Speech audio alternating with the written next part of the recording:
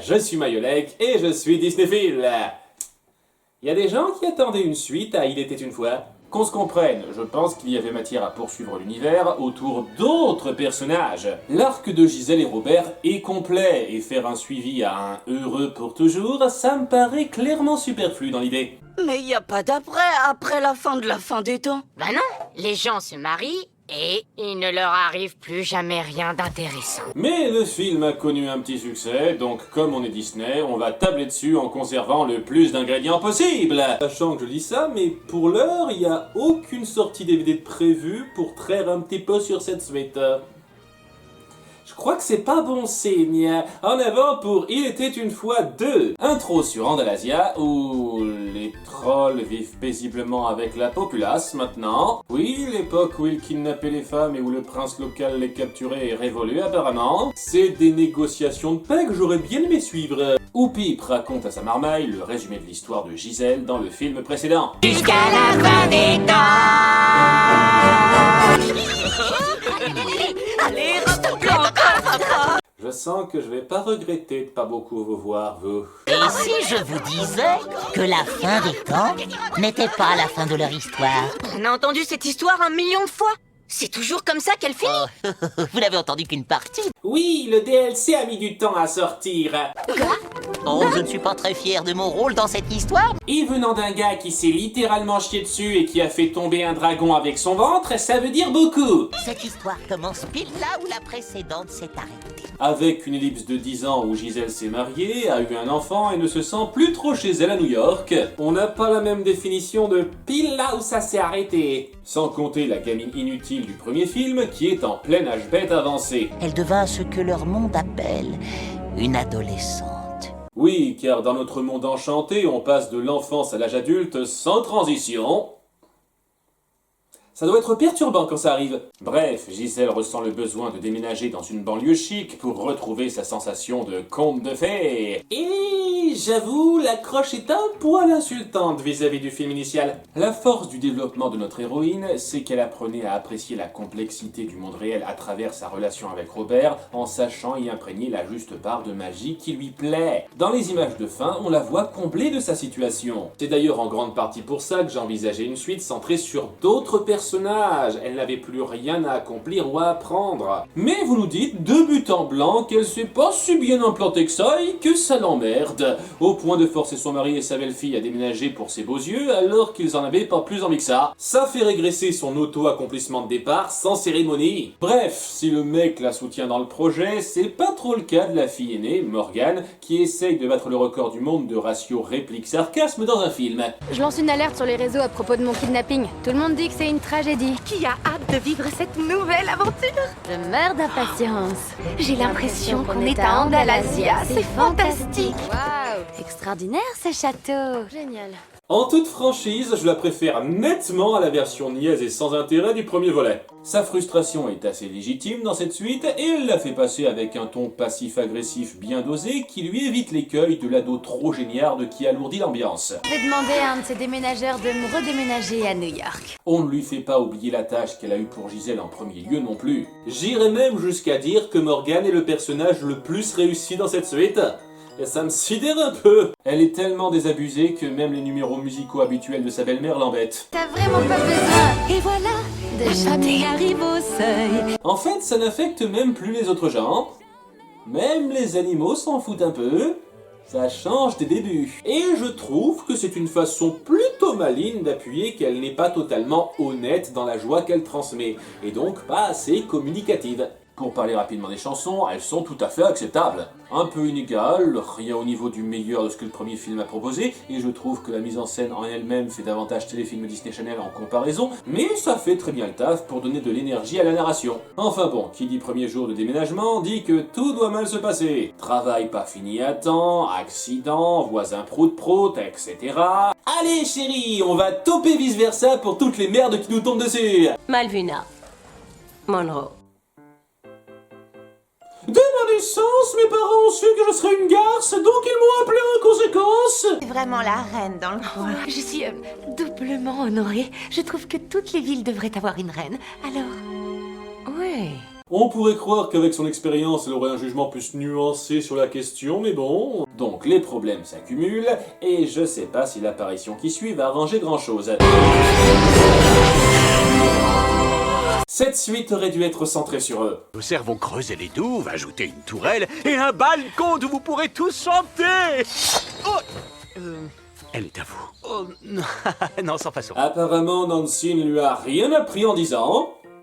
Ça fait plaisir. Il félicite la famille pour leur nouvel enfant. Félicitations pour l'expansion de votre progéniture. Mieux vaut tard que jamais, ça date pas tout à fait d'hier. Et sont venus offrir un cadeau à leur filleule de 1 an et quelques. Une véritable baguette à souhait. Une baguette à quoi? Je sais pas trop... Vous voulez pas attendre qu'elle ait atteint sa majorité pour lui donner un truc comme ça? Je crois que c'est le moment le plus débilement forcé du film. Non seulement vous nous pondez un bidule magique qui peut faire à peu près tout ce qu'on veut parce que la royauté magique, t'as vu? À se demander pourquoi la méchante reine s'est emmerdée dans le premier film si elle pouvait avoir accès à ça. Et surtout, vous faites passer ces deux-là pour des irresponsables finis de confier ce genre de pouvoir à un putain de bébé. Edward, je peux vaguement y croire, mais Nancy, t'es censé t'y connaître un peu mieux. Le seul point qui me plaît dans cette scène, c'est Morgan qui se sent délaissée par l'attention du cadeau et la façon dont ça agrémente le bon thème central du film. Tu es une authentique fille d'Andalasia. Bon, je vous passe très vite les développements clichés des prochaines minutes. Morgan s'acoquine avec le mec populaire du lycée, il y a un bal à venir, Gisèle lui fiche la honte en ayant du mal à nouer avec elle et en faisant trop, et ce faisant, elle se mettra à froid avec la reine prout-prout du coin. Il est interdit de monter un stand dans ce lycée à moins d'être membre d'un comité. C'est pas ma mère. C'est seulement ma belle-mère. Et c'est tout ce qu'elle sera jamais. Vous savez, on a beau pointer le fait qu'Andalasia suive des formules simples dans ce film, je trouve pas que le monde humain s'en sorte beaucoup mieux. Ainsi, notre héroïne chante sa crise de la quarantaine. Je trouve aujourd'hui ma fille distante. Avant que...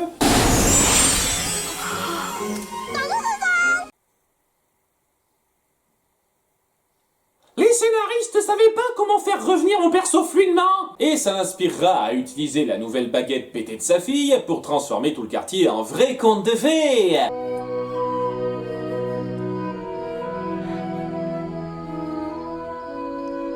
Bon ben, ça marche pas.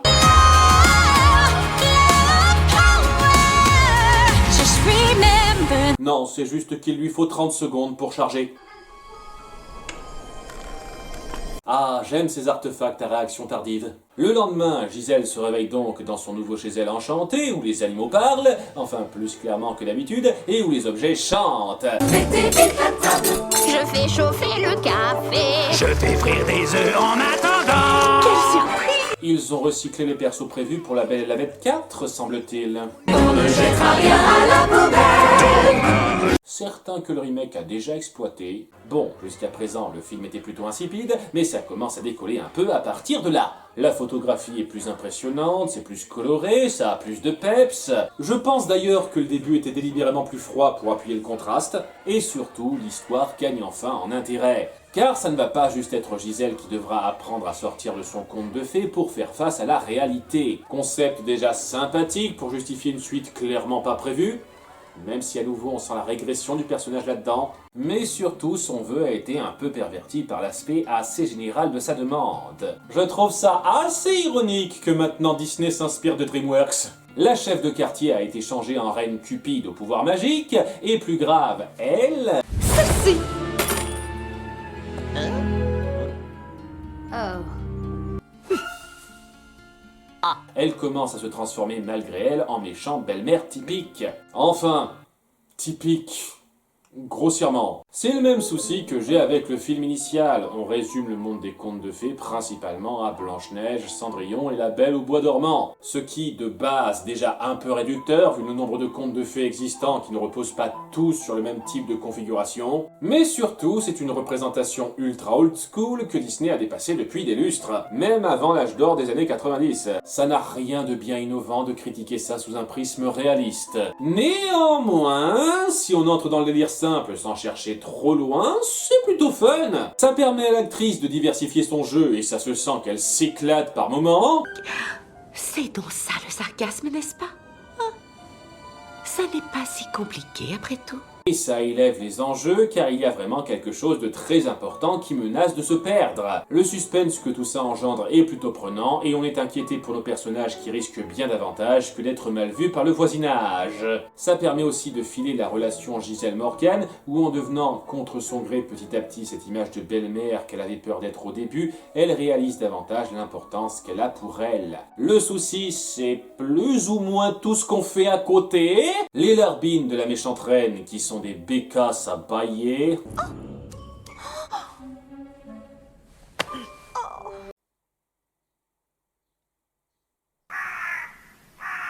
Pip qui se transforme pour coller au nouveau statut de Giselle. Les chats diaboliques.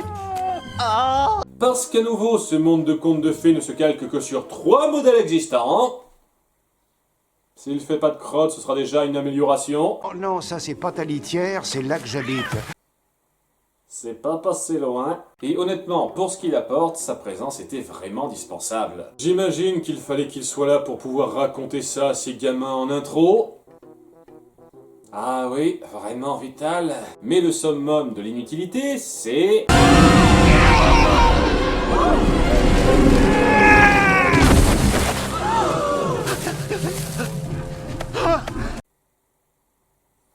Ah, c'est malheureux. Robert est réduit à la blague du pourfendeur de monstres empotés, qui a beaucoup de chance que les monstres en question le laissent tranquille après ses tentatives foireuses de s'en prendre à eux. C'est du remplissage inutile autour d'un perso dont vous ne saviez clairement pas quoi faire. Le film se centre sur la relation Giselle-Morgane, il fait un peu tâche dans le mix, donc on le résume majoritairement à un gag pas drôle en dehors de ça. C'est même pas 100% raccord dans votre mise en place. Si Giselle est la marâtre et Morgane est Cendrillon, il devrait pas juste être le père qui tombe malade ou un truc comme ça? Vous auriez pu le garder cloué au lit durant les 2 tiers du film, ça nous aurait évité ces scènes de remplissage de merde. Et je n'oublie pas le parchemin de notice de la baguette, qui est un guignol en image de synthèse un peu moche, et qui prend bien son temps à répondre à une question. Nous devons défaire un souhait le plus vite possible. Pas satisfaite de la marchandise? Vous avez changé le monde! On prévoit toujours un délai de réflexion pour inverser les souhaits. Alors, où en sommes-nous exactement? Voyons, belle-mère... Oh, elles sont méchantes. Une horloge qui se dirige vers minuit avec un carillon de mauvais augure. Vous me dites si j'en fais un peu trop. Hein. On t'a pas demandé de raconter ta vie, connard! Dis-nous juste comment défaire le souhait! Bon, il prend 3 plombes pour dire que tout ça deviendra permanent si ce n'est pas défait avant minuit, et ce n'est que maintenant que Giselle s'aperçoit que la baguette a été volée. Voilà ce que c'est que laisser son bébé jouer avec publiquement comme un hochet. Débile, c'est donc Malvina. Ok, ce prénom existe en vrai. Qui a fait chipper la baguette pour elle, mais elle ne peut pas s'en servir. Insérer une blague sur Harry Potter 2. Quel genre de magie est-ce là? Posez n'importe quelle question et j'apparaîtrai. Donc le parchemin peut se téléporter vers qui a la baguette? On n'est pas un petit TGCM près. Grâce à ça, elle apprend que si ça ne marche pas, c'est parce qu'elle n'est pas andalasienne. Et elle fera rien de spécial pour pallier à ça. Tandis que Giselle sombrera de plus en plus dans son nouveau rôle. Et alors qu'il lui reste un dernier moment de lucidité... Cette petite Morgane est moins parfaite maintenant. Non, tu n'as pas le droit. Oh, j'ai tous les droits.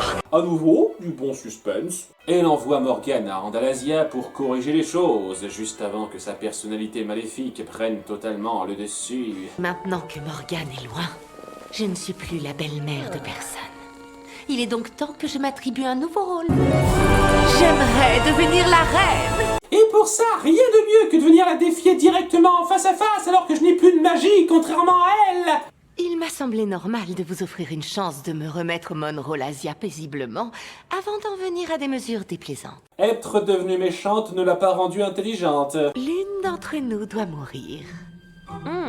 Disons... à minuit? Ah, votre attache à la symbolique vous perdra. J'avoue cependant que leur duel de chansons est fun. Mort comme une vipère. Admettez que je suis bien pire que vous. C'est plutôt original d'appuyer un combat entre méchantes dans un film de genre.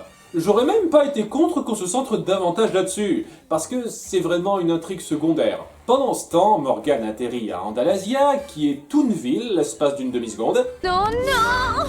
Et le coin est un petit peu en miettes car le sort de Gisèle leur a aspiré un peu trop de magie. Ça aurait été cool de les prévenir de cette éventualité quand ils leur ont donné la baguette. Ce coup-ci, on va pas se priver de faire chanter Idina Menzel, et tant qu'à faire, autant lui filer la meilleure.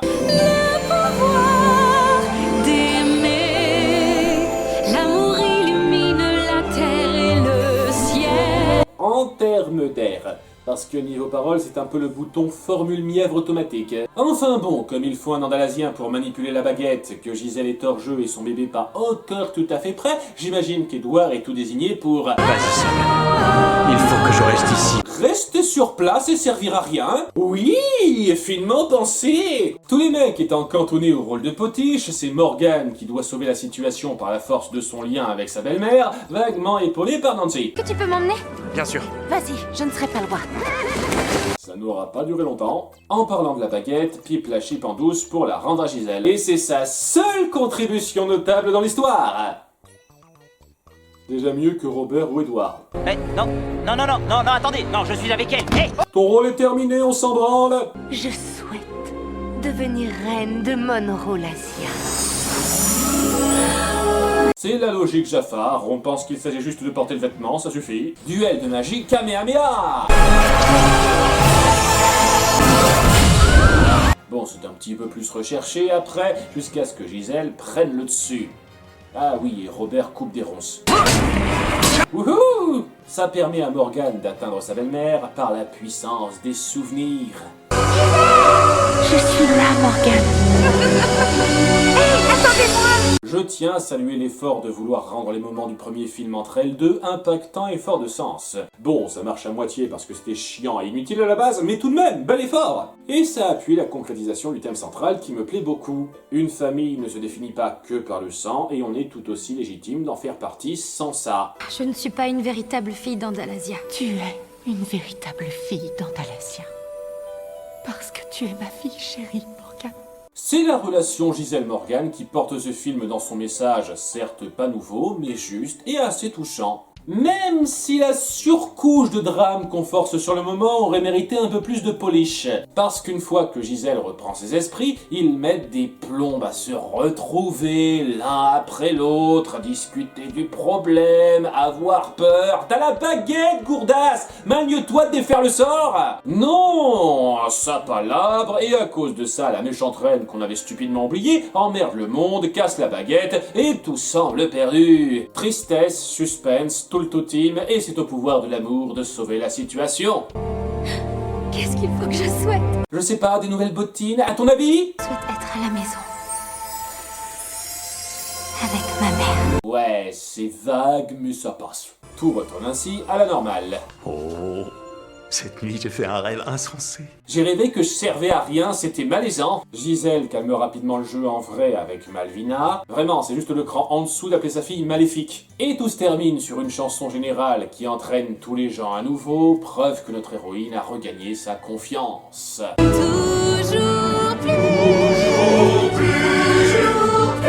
Ça aurait pu être mieux, mais ça aurait pu être pire. Ça peine beaucoup à décoller et l'amorce est très forcée, mais une fois qu'on entre au cœur du sujet, on a un conflit des thématiques suffisamment sympathique pour un coup d'œil rapide. Avec un meilleur travail sur les à-côté, ça aurait pu donner mieux, mais pour une suite qui n'avait clairement pas besoin d'être faite, je suis relativement satisfait d'avoir eu un produit acceptable. Après, ça devrait pas être une habitude pour un studio comme celui-là.